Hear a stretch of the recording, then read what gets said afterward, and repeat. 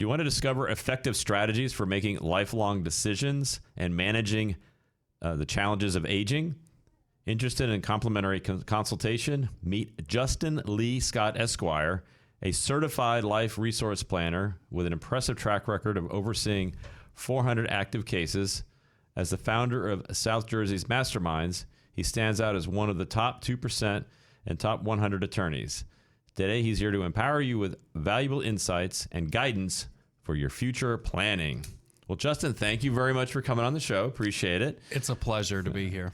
Wow. So I know life planning, that's a big part of like what I do as far as wealth management goes. And this is something that oftentimes people wait, let's just say, a little longer than they probably should. And so this is something that's kind of near and dear to my heart, because the sooner people start talking about this and having conversations about this, multi-generational and things like that, it tends to be the easier things go for all parties, whether it's the person that's aging or whether it's the siblings or whether it's their children, grandchildren, whatever the case may be. So how did you kind of get into this, and what are your thoughts about that? It's funny. We live in America where it feels so good to do nothing, right? You remember the old guy, they came out with that oven in the 90s, and he said, just set it and forget it, because people don't want to cook and they don't want to do anything. And so the same goes for estate planning. The same goes for thinking about protecting your assets. It feels so good to do nothing. And that's the wrong way to approach aging, because 1 out of 1 people die. And you have a 75% chance of needing long-term care before you die. And so you have to focus and spend a little time putting together a plan. And that's why at my law firm we say every life deserves a plan. It's not just a blanket statement, it's the truth. Everybody should know and put in writing what it is they want to see happen and what they don't want to see happen. But the reality is most people find themselves panicking instead of planning, and that's the problem. So today we preach plan, but I make a living on panic. And until that reality changes, I'm going to continue to march on, write my books, do what I have to do. Okay, yeah. So I understand your reality, and so tell me a little bit about like some of the people that tend to come to you and what circumstances they have, and then maybe we can then talk about what are things we could do to maybe get them to come to you a little bit earlier. So what is a kind of a typical scenario that we currently have, and then maybe we can problem solve, and maybe how we convince people it's a good idea to come a little bit sooner. Well, a lot of people think that they have to have a ton of money to need an elder law attorney. That's the big stigma, is that a lawyer's expensive, that I don't have a big enough estate. But look, if you own a house or you have a 401k or IRA or money in the bank, you need to be thinking about how you're going to position yourself to pay for long-term care, because the nursing home is that giant vacuum at the end of your life sucking up all your assets. And the question is, how do you protect assets in addition to applying for government benefits so that you can have your cake and eat it too? Now, I'm from the South, that's the accent, right? And so I never knew what the heck that statement meant. Have your cake and eat it too. Now I get it. Have your cake is being able to keep your assets. Eating it too is being able to collect government benefits to pay for care so you don't go broke. Right, right. And so that's what we encounter with people all the time. But it really is, we can help every demographic of persons depending on what's going on. And I never thought when I got into elder law I'd be in a position where I'd be helping people in their 50s because they've been diagnosed with dementia. I always thought I'd be working with the Estelle Gettys of the world. But the reality is my clients are getting younger and younger because dementia is just an incurable disease, and it's affecting 1 out of 7 people now. No, I agree with you 100%. And that's something that, obviously we're seeing, and people like myself have seen it, where but if you're planning, then you're like happy when they did plan for it. So at least that's one less thing they have to think about. At least they've thought about, how do we deal with this? I know another thing that happens a lot is people say, well, I don't have to really worry about that because, Medicare or somebody like that's going to take care of that. So you want to clear that up for people and what's actually true? Yeah. So don't listen to your neighbor. Listen to somebody that actually is an expert at doing this, which whether it's me or somebody else, always get professional support here. So there's rules, right? So you're asking the government to pay $7,000 to $15,000 a month. The government's going to have rules. And so they have a 5-year look back. They're looking back 5 years in your financial history to see if any money's been gifted. Are you somebody that paid for your grandkids' college education? Did you give $10,000 at a wedding? Did you give $1,000 to your daughter because she couldn't pay her electric or utility bills? these are real issues that people face, and ultimately it comes back to haunt them, because Medicaid's position is you should have known better. You should have kept all that money to use for care, and people don't expect to get sick. We don't expect to need a nursing home. We don't expect to die. But the reality is we do. We do all those things. And so you have to have a plan in place. And so to clear up the air, you have to work around the rules as best you can. And so that's where we come in with trust planning. That's where we look at Medicaid compliant annuities. These are all big strategies that we deploy where it's appropriate. But the goal is that the individual will achieve eligibility and be able to keep some of their money too. And that's the key, is if they plan ahead early enough, they can actually accomplish that, which, as you said, have their cake and eat it too kind of thing. So there are strategies to put into place where you can take advantage of the benefits as well as preserve part of your estate, or at least arrange it in a way that benefits whoever you want it to benefit in the most cost-effective way possible. Absolutely. If you give me more than 5 years, it's easy to plan. Right. But we can also do crisis planning and protect usually half the assets if we're less than 5 years. So, so you're never too late. The question is, how much are you going to save? And I think that's really important that a lot of people don't know. A lot of people go, oh my gosh, there's a 5-year look back. It's too late. I can't come in and plan. There's nothing I can do about it. No, you're not too late. There's still strategies. Okay. So what are the types of things people might do if they do miss that 5-year period and all of a sudden, hey, I need to go in, but I haven't really been planning for the last several years? Sure. So what are some things they might do? So a quick example is sometimes we create a trust and we move all the person's assets, which will force a penalty. But the way a penalty is calculated in the world of Medicaid, it's just an abatement of time. So when you apply for Medicaid, Medicaid says, well, wait a minute, you gifted $100,000. We're not going to pay the bill for the first 10 months. We say, okay, fine, because if the care cost is, say, $5,000 and the person has $2,000 in income, they're going to burn $3,000 for the 10 months. That's $30,000. Right. And we put $100,000 away. We save $70,000. So we can still save 70 and spend 30. So it's a little bit of a half lift going on there. So there's strategies available where you can still protect some of the money without being overly complicated. That's one of my favorite strategies to do, because you're still playing within the rules, but you're able to protect some assets. And you want to be able to upgrade that Medicaid lifestyle. You want to be able to have money on the side to buy clothes and ancillaries that Medicaid just doesn't cover. It doesn't pay for it. And these are still needs, real needs that people have. Right. And this goes into planning. I guess the other area this goes into is if you're planning ahead of time as far as for long-term care, I think is a big issue, right? So we're kind of talking about that a little bit. So you do the look back. So usually these crises involving, hey, mom fell, hurt herself, can't take care of herself. We need to find our facility. What do? We got to move them in, right? But if you have your estate set up ahead of time, some people don't realize it. They just don't automatically take you. Either they don't have the space, or you may not qualify because you haven't set your finances up the proper way. Do you want to speak to that a little bit about this? When you're in a crisis, it's literally something just happened, and okay, now we have to place somebody. We have to go do something. What are some things they can try to do? Well, the big thing is the estate planning. A lot of people, they don't want to face those issues. And I do this every day, so I'm not going to be a hard nose about it, but it just blows my mind. We don't want to put together a simple set of documents that say who's in charge when you can't be you any longer. That's the power of attorney. The power of attorney is who's going to stand in your shoes when you can't be you. And you need to have somebody you can trust. And it's not necessarily one of your kids, because they may not be good with money. I've had a lot of people over the years. It cracks me up that they'll appoint the Mother Teresa daughter to be the power of attorney, and she means well, but she has no idea how to handle a checkbook. Right. And then we have many cases where money goes missing and that kind of thing. They dip into mommy's fund, and it's not good. So you have to have that power of attorney, someone you can trust to manage your affairs. You have to have a will. A will is very important because that's setting out what happens after you die, and you shouldn't leave that burden on your family. The greatest legacy you can leave is a family that still wants to hang out once in a while. And a lot of people, I've seen a lot of beautiful families over the years that were together, and they fall apart, and it's unbelievable. Probate court is a very sad place to be because it's just fighting. I agree 100%. I mean, something I've heard over and over again is like people say, well, I'm not going to worry about that. Let my kids figure it out. And you're literally asking for a battle, because no matter how simple you think it is, whether it's who gets to China or who gets the second home or whatever the case may be, you may think they're going to work it out, but you're creating financial and emotional stress in most cases. And I'm sure we agree. The opinion is you if you want to have those conversations ahead of time, fine. But you ultimately make the decision as far as how you want it to flow. If they want to change it around later, they can always change it. But you decide, here's where it's going. If they decide to flip it, that's one thing. But at least you've made the decision on their behalf. So now they're not arguing and breaking up the family, as you said. Exactly.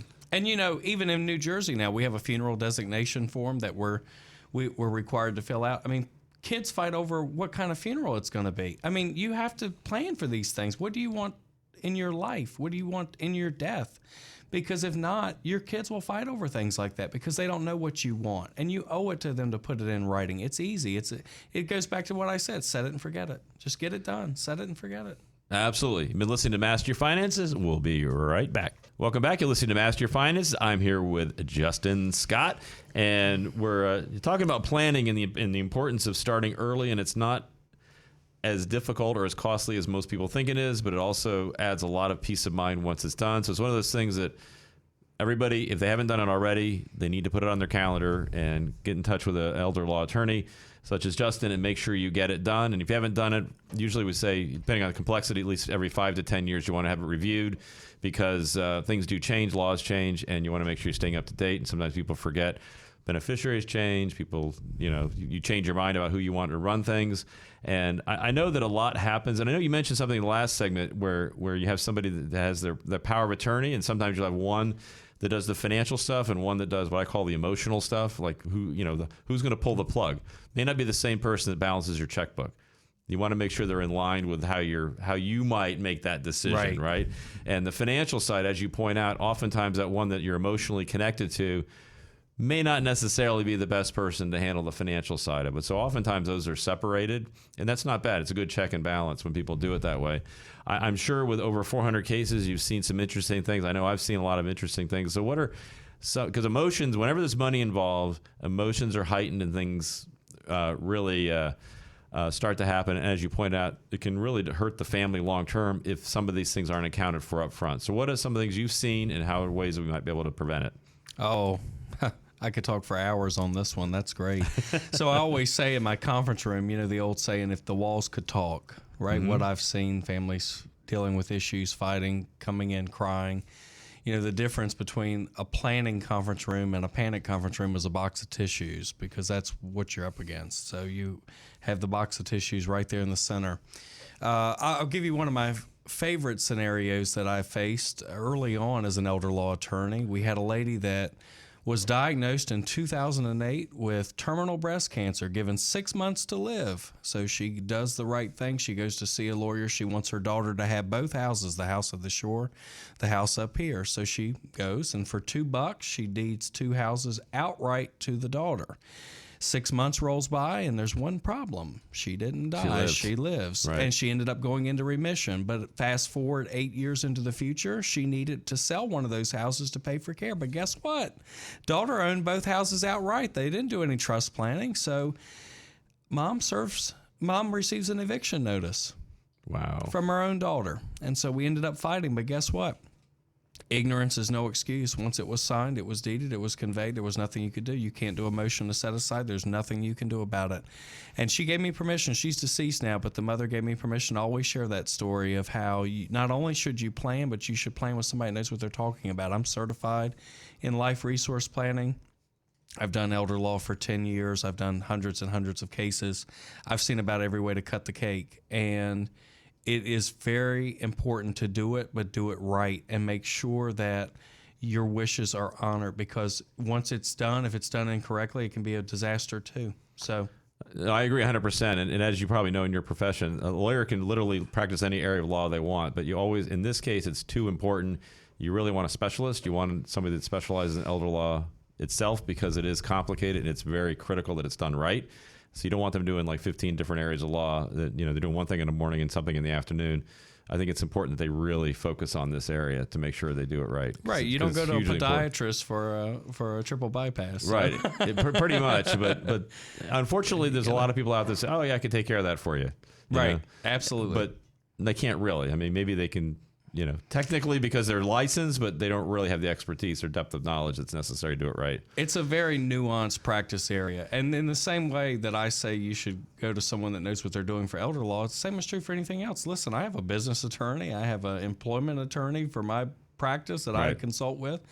I know what I know, but more importantly, I know what I don't know. And I think that's important when you're shopping around, you're looking to do planning correctly. You're going to have to do it in a way that you're looking for that right fit. There's a dress off the rack and then there's one made to measure, right? It's a totally different fit. And you want to make sure this is done to measure because it's important. It's your whole life and everything you have. There can't be a bigger set of documents than that. Right. So I think it's important that they plan ahead of time. So, any other stories that you've had out there, things that have happened? I know we've had instances, you talked about the funeral a little bit, and I think, sometimes people think that you have to do it all like up front because you can modify these and make adjustments to like your letter of instruction and things like that where things change or you change your mind. So sometimes they think, hey, we do everything once and oh my gosh, I can't make all my decisions today. How do you answer that question where they go, well, what if I change my mind about which funeral home I want to go to? Can I just update something and maybe go and register that in myself, or do I have to go to the lawyer every month, every time I change my mind on one little thing? Yeah, what's nice about it now is so you can prepay the funeral arrangements, and it's actually held in a trust fund as opposed to a particular funeral home because they realize if the funeral home goes out of business or something happens, you need to be able to get that money back to execute somewhere else. But you can lock in today's prices by going ahead and prepaying the funeral. Plus, you're giving your family peace of mind by going ahead and saying, this is what I want. Because I have a lot of people that go, I don't know if she wanted to be cremated or not. And it's a burden on the family. And you asked for a case example. I had a case, 2 daughters fighting over whether the funeral would be a Catholic funeral or non-sectarian funeral. And it ended up being decided by a judge that never met the lady that died. I mean, think about how horrible that is. But our listeners today, they'll hear these stories, but they'll get back on the couch more than likely than to actually get off the couch and do something about it. Right. And that's what I don't understand. Why would you not want to plan? Because it's so much cheaper to tie a bow than it is to untie a knot. That's true. That's the reality of my business. It is. For a few $100, you have a will. It's $90,000 or more to fight it out in probate court if there's no will and the kids are arguing.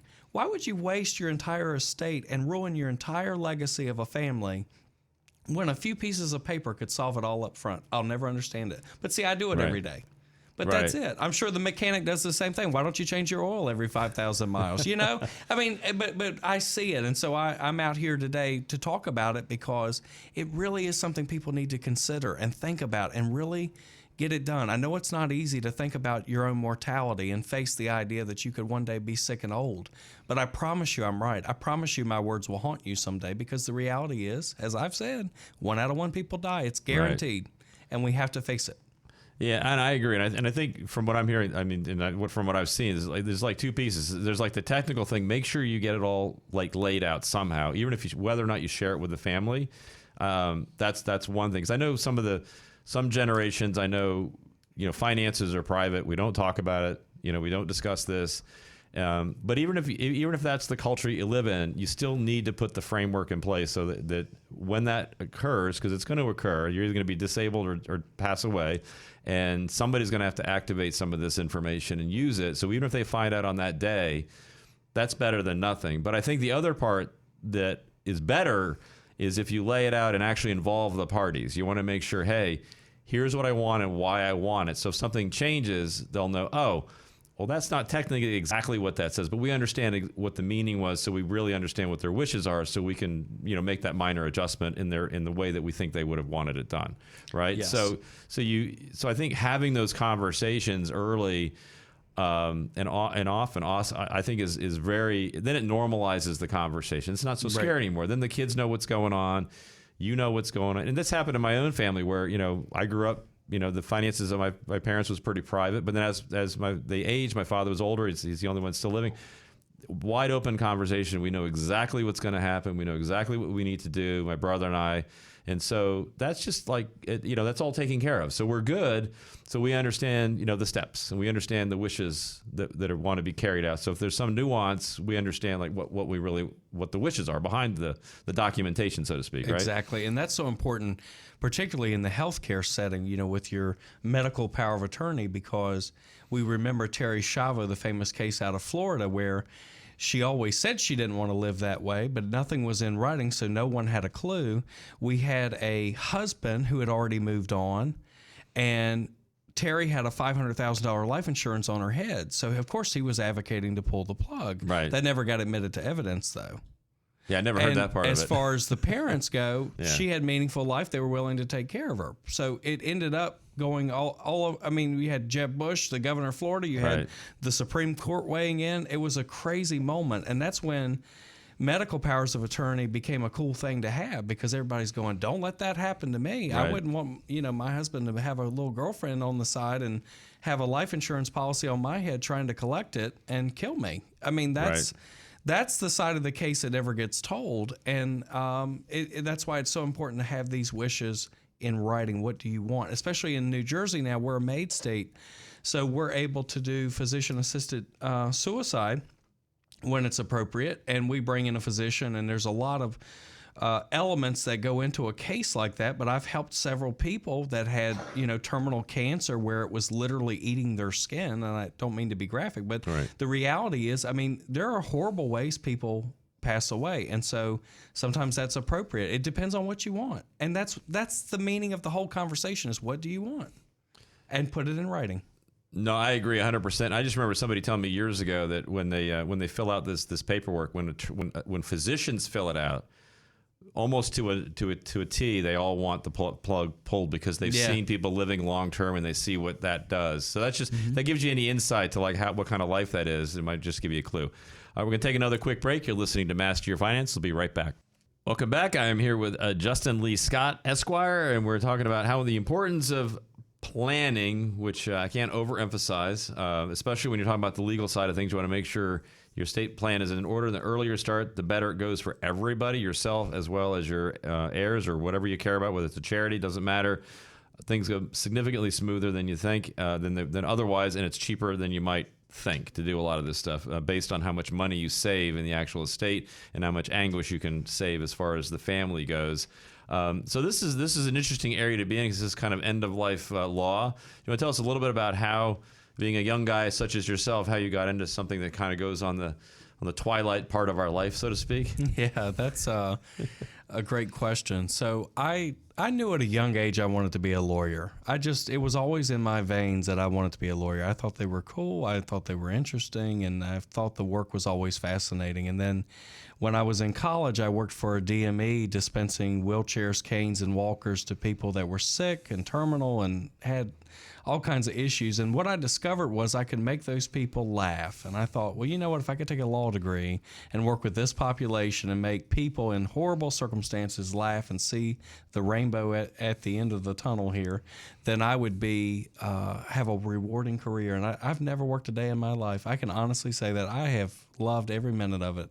That's awesome. If you're an attorney that makes people laugh, you must have lots of great attorney jokes. So, yeah, 99% of lawyers give the other 1% a bad name. Right. So, oh, yeah. But no, that's great. No, that's awesome. So if you can combine the two, I mean, especially as people are getting older and they're having challenges, levity certainly helps. It is. Pass the time. That's for sure. And I still enjoy visiting clients, where they are, and even when they're on hospice. And I can't tell you the families that at the end, when I'm in line at the funeral home, and they're like, "Wow, thank you for all you did." Right. Like, you helped navigate a storm. And that's it. My job's more like a meteorologist than it is being a lawyer, believe it or not, because I'm saying to people, yes, it's dementia. Yes, for the first 3 or 4 years, they can stay at home. But after that, they may be wandering out in the streets. They could put their hand on the stove. These are the issues they're faced. So it's the same thing as whether the storm's coming in or not. How do you face it? Do you batten down the hatches, or do you get out of town? So that's what we're doing for families. Because what happens is, in today's world, we're not good at prolonging life from a medical standpoint. We're good at prolonging death. And what's Right. happening is people are living longer with a diminished quality of life, and that's resulting in hundreds of thousands of dollars being necessary to maintain someone that is essentially pretty much dead or Right. so diminished that there's no quality of life left. So you take someone that's bedridden in a nursing home for years, that's no quality of life. They're still living, sure. Right. The obituary will look better from an age standpoint, but the reality is there's no quality of life, and so we have to plan for that. And I think you're right, unfortunately, and I think we're all the same, is we hate to let go of our loved ones, but at some point you have to realize that their quality of life has diminished to the point where, hey, it's okay, it's time. It's okay to move on if you wish, right? Because people hang on. It's amazing. I know my grandparents. It's interesting because they were both very ill and in a lot of pain, and literally my grandfather outlived my grandmother by I think it was 2 days. Like when she passed away, 2 days later he passed away. Wow. So you hear these stories all the time where couples sure. have been together for 40, 50, 60, 70 years, and when one's gone, the other one's like, okay, time for me to. And that's okay because they're basically giving you permission. It's okay. Your time is okay, and you had a great life, and time to move on, right? Yep. There's a time to live and a time to die, and that's something that sounds like a song. A lot of people. Yeah, well, I'm Southern, so I could turn it into a country song. That's easy to do. Just get the guitar out. No, there you go. But it's fascinating that. When you really think about it, it's okay. It's okay that we're going to die someday. Right. Life is exhausting. It's a wonderful thing, but it's exhausting too. And I can only imagine when you're in your 90s, I'm 34. I can only imagine being 94. My grandfather's age when he died. I mean, gosh, what else is there to do, especially with no quality of life? So there's a time to live and a time to die. Yeah, I think that's the key. The quality of life is key, right? You stay as healthy as you can. And that's literally, believe it or not, that's what the number one things that we deal with in the high net worth area is that extending a high quality, life, right? Mm-hmm. Yeah, human longevity, and that means living at a high level for a long period of time, not living for a long period of time, right? But living in a very active way that you're productive and you're enjoying life. Yeah, if you have a high functioning life, you'd live forever. But if you're diminished, then what's the point? It really compromises. Correct. And that's it. I say jokingly a lot of times when I speak in seminars, I'll say people don't die anymore. And people look at me like, what's wrong with him? But the truth is people live so long with no quality of life, and it's so expensive. Right. I had a gentleman who was my client who never put his wishes in writing, and he was demented, and he's bedridden in a nursing home at 100 years old, and they had to resuscitate him. Okay. Because it wasn't in writing, so you have to err on the side of life. Correct. What quality of life is there? Right. There's none. And so it's horrible. But I see that all the time. I just had a gentleman probably 3 or 4 weeks ago that passed away. We had to fight tooth and nail in court to be able to pull the plug on this man with dementia because they literally would have to break all his ribs, open up his heart because he was having an intervening heart issue, and they wanted to force him through surgery, force him through all the procedures, and he would die on the table. They knew that. Doctors wanted to do it because they could bill the insurance for it. Correct. That's an issue. That's the issue there. An issue. So that's, and we're sitting there going, my God, why put somebody through this? That's why it's so important. I've seen it. If you don't have it in writing, forget it. It's awful. It's awful. And the longer you live, the more likely you're going to face. No, people don't just die in their sleep anymore. You're going to face that long goodbye, that 5 or 10 year period of diminished quality of life or dementia where you can't even articulate for yourself, but you'll suffer through the pain. You have to figure it out. See, I'm just a great guest on this show because I'm awesome. just full of great full things of to positivity say. Here, right? But it is. It's not doom and gloom though. You can actually do it right. You can actually do it right. But I don't know what else to say except share these examples and show the truth to people to get off the couch and get it done because again, set it and forget it. Once it's done, it's done. It's so important. No, I agree 100% because I think every time I've had somebody go through any kind of planning exercise, they're always like, I wish I'd done this sooner. Right. Because now it's off their plate. Now, because you're still thinking about it in your head. Because every once in a while you'll see something or read something, you're like, oh, I really need to get to that. I really need to get to that. So that's just that extra stress level. But once you just go into action and literally just contact somebody, make an appointment, have talk to somebody about it, and before you know it, a couple of weeks later, it's all done.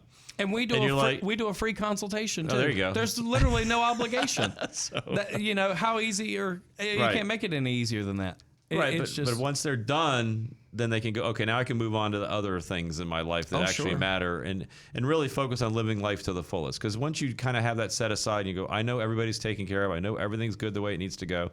Now I can focus on like enjoying my life and live it as long as I can at a high level, right? Exactly. And that's really, I mean, that's really, really the key in my view.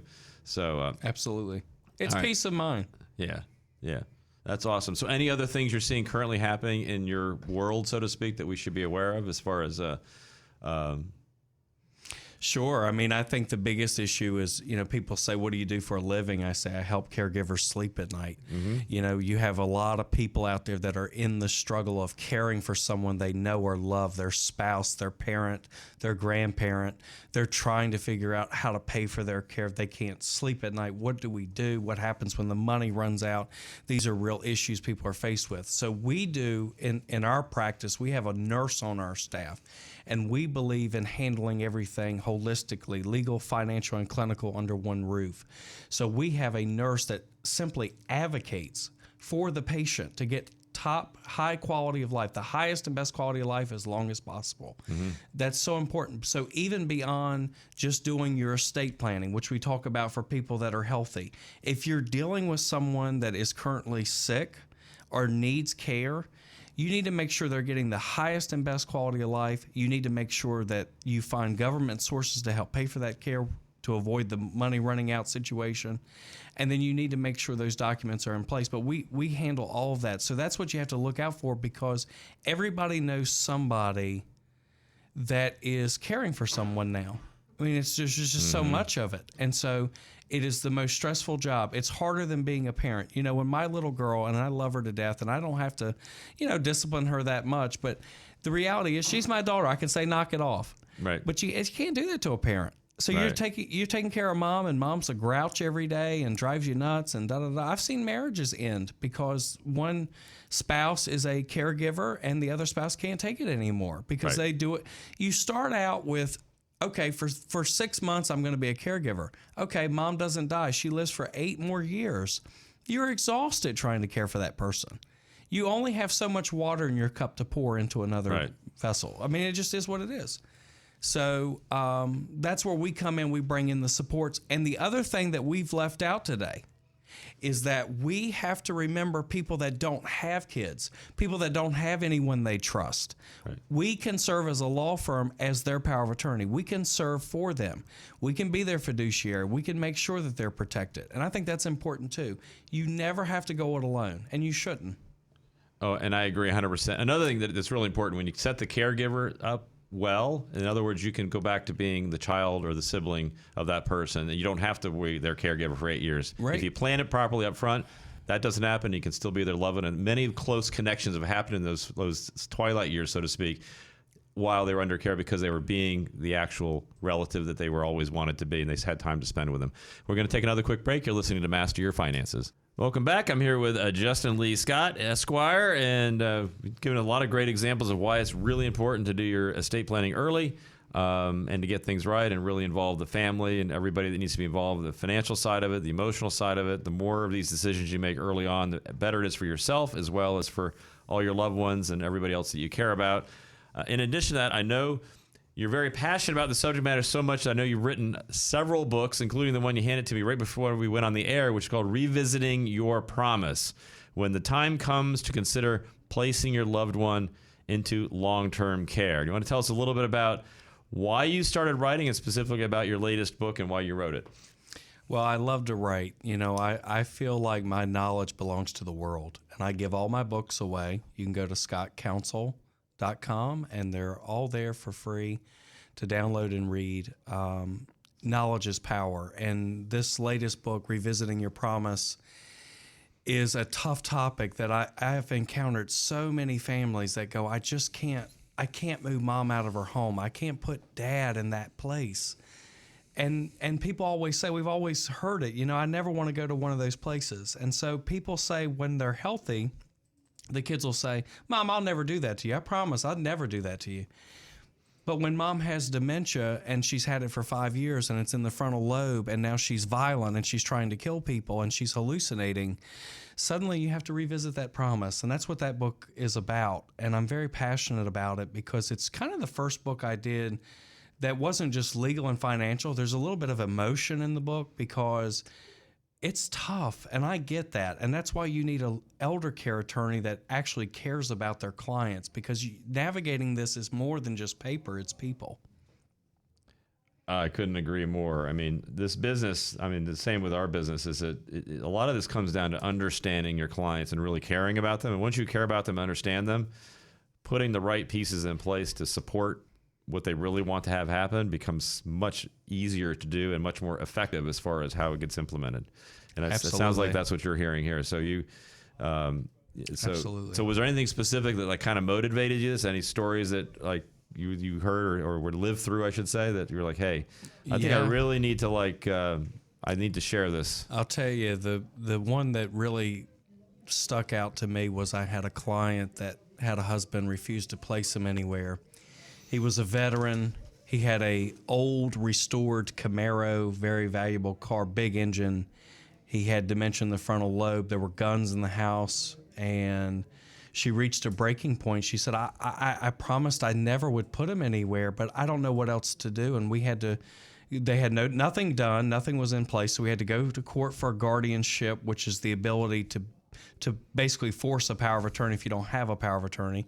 So we were all caught up in this court case, and I literally wrote the judge. I got published for this because I wrote the judge and I said, I just want to let you know he has frontal lobe dementia and there's loaded guns in the house, and no judge wants to be on CNN. So the order got signed that day, and I was published for that because, sometimes you have to use common sense when you practice law. But that was the story that really got me thinking about this book. Is she knew he needed to be placed somewhere. She knew it mentally, cognitively, but in her heart she couldn't do it. And so finally she was able to break through that. Once we had guardianship, she placed him in a memory care unit that was locked down, that had proper supports, where he could get the medication he needed so he would calm down.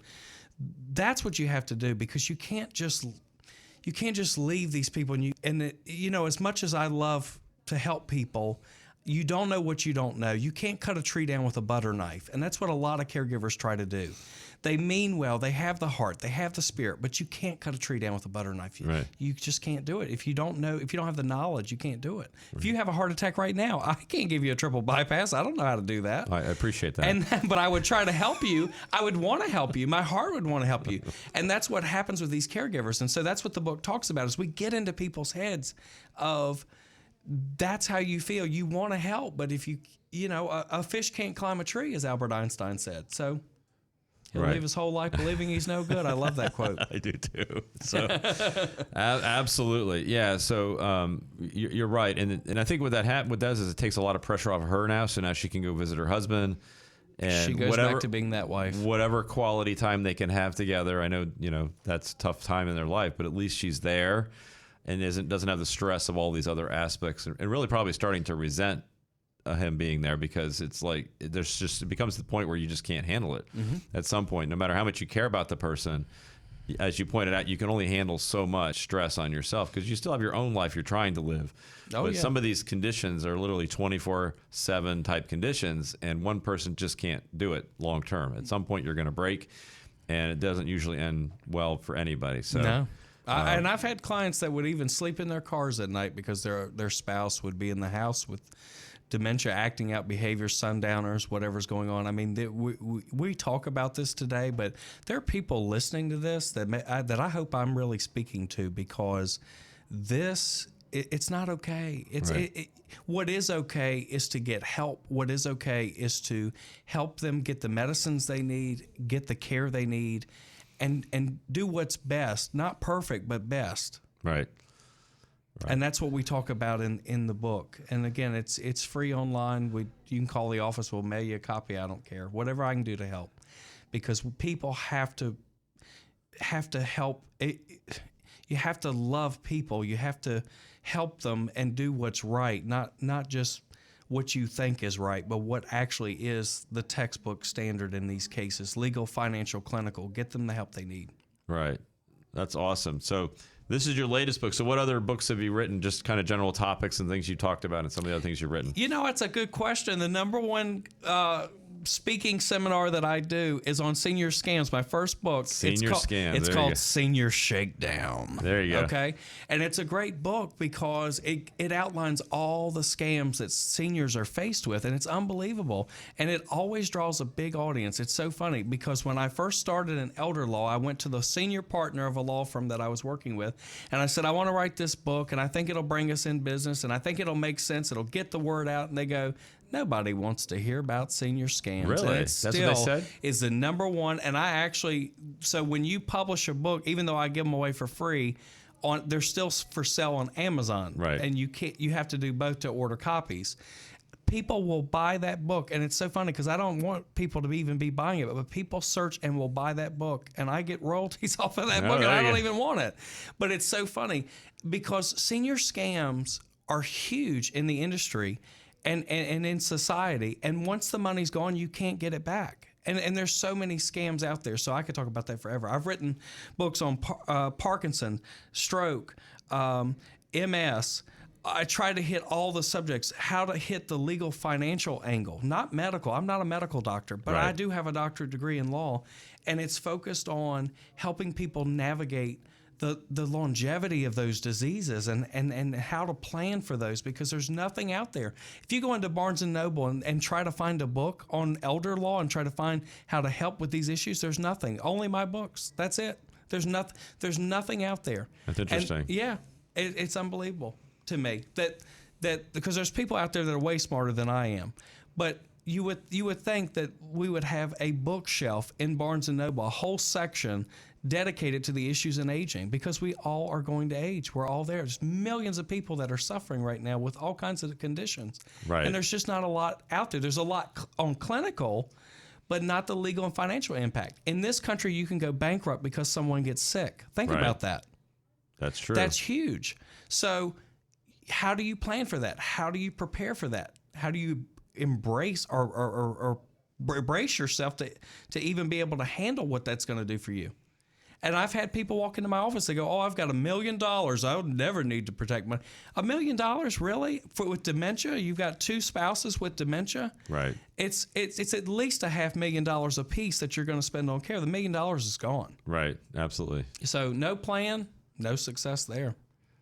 Planning is always the right way to do it, as you pointed out. It's so important. And I get passionate about it because I'm very, and that's why I write, because that helps me get it out of my system, because it's so important for people to read up, study. And there are a few people over the years that have hired me because of the books, because they want to know and they want to do what's right. And I love clients like that, because that's where you need to be. That's where your headspace needs to be. Do what's right, get the help that they need. 100%.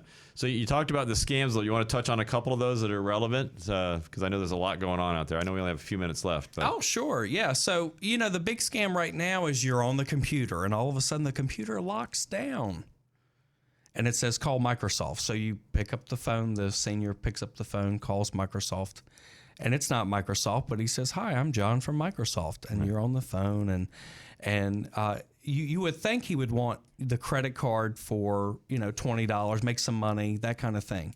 But the real scam is he goes, you know what? I'm sorry, no charge today. Just let me remote into your computer and fix it. All of a sudden, they capture your entire hard drive. And they can see everything. They don't want $20. They don't want the credit card number. They don't want your social security number. They want to take your whole hard drive now. And that's a huge scam. Another big one is you wouldn't believe the people that get calls from the IRS that needed to collect a payment. Let me tell you, if the IRS ever gets that efficient, that would be a totally different IRS day. doesn't call you, in DC, ever. The IRS doesn't call you. And let me tell you, when the IRS needs your attention, they know darn sure how to get your attention. They knock on your door with a bunch of other people if they really need your attention. That's right. So, but here's the thing in that book that I want to highlight. We laugh at these scams, but imagine someone that's shut in, they're isolated, and they have a touch of dementia. Yeah, it's easy. That's why they look at the junk mail. Junk mail is a huge scam. Right. Tons of it. And now it looks official. You got red letters. You got fancy seals on the corner. You've got the brown envelopes. It looks like a bill. It looks like something important. And we're dealing with people that are aging out now, that are in the generation that they want to do right. They want to pay their bills. They want to be known as good people. And so a lot of times they'll just up and pay these bills, and they're scams. Right. It's unbelievable. Well, Justin, it's been awesome. You've been. I appreciate you coming on and sharing your knowledge with us and your passion. Obviously, you're very passionate. You've been listening to Master Your Finances. You can listen to this and all our podcasts by going to masteryourfinances.us.